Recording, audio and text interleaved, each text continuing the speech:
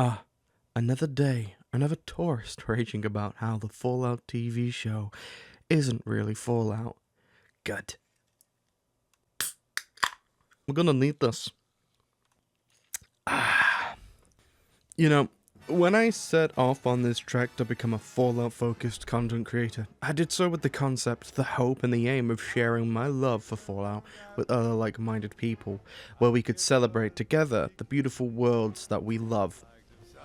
Little did I know, I'd be thrown into a four-way battle between people just trying to enjoy the game, Fallout 4 fans attacking New Vegas fans attacking everyone else, and tourists pretending they're New Vegas fans attacking everything under the sun. What's today's topic, you might ask? Power armor.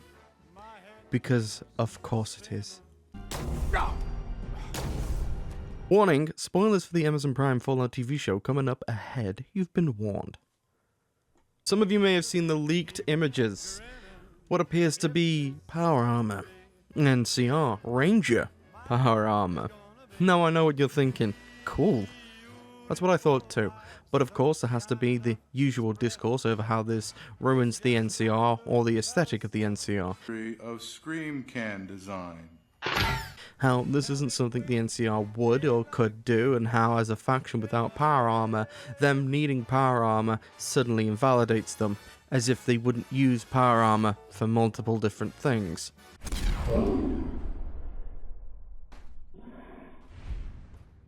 So, for those of you who claim to be Fallout New Vegas fans because of its nuances, despite being unable to piece this together, let Timothy put the pieces in place for you, since it's clearly very difficult. 1. We've seen the NCR use power armor before, and no, I'm not just talking about the salvaged power armor, I'm talking about the scorched Sierra power armor. But that's only one suit and it's unique. You really think the largest military force we've seen would only have one unit of power armor? Really? If that is the case, click off this video. There's no getting through to you. 2. Fallout 4 has Nate, a fresh out of the vault military vet, wander a wasteland that's been active for at least well over 60 years, and he comes across not 1, not 2, not 3, but 20 to 30 suits of power armor that he fixes up himself and operates himself, and that's just one guy. One guy in a super active, super populated wasteland. Imagine what the largest faction on the West Coast could have done. You really think there aren't hundreds, if not thousands of Nates in the NCR? Please. They don't have the production capability to mass produce them. They have factories. The NCR have actual working factories. If anyone's going to have the potential to produce power armor, it'd be them. The whole reason they're at the dam in the first place is so that they can get power back to NCR territory. I'd wager if they won in the end, they'd have the power to make it.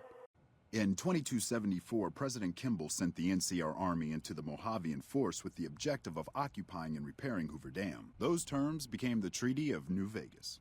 The treaty recognized Mr. House's sovereignty over the Strip and granted us rights to establish military bases at the dam and McCarran Airport.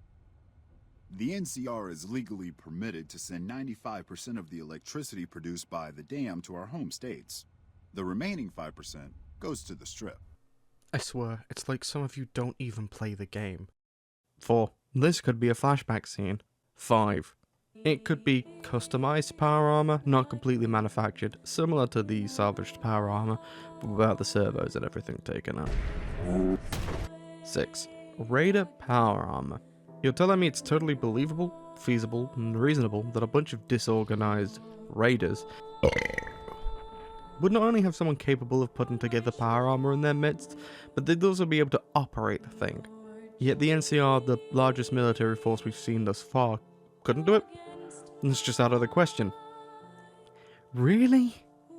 Look, I'm on board with not liking the look of this thing or thinking they could do better. That's totally subjective and I'm not going to try and argue with you about that. I like it personally, but I can understand if you don't.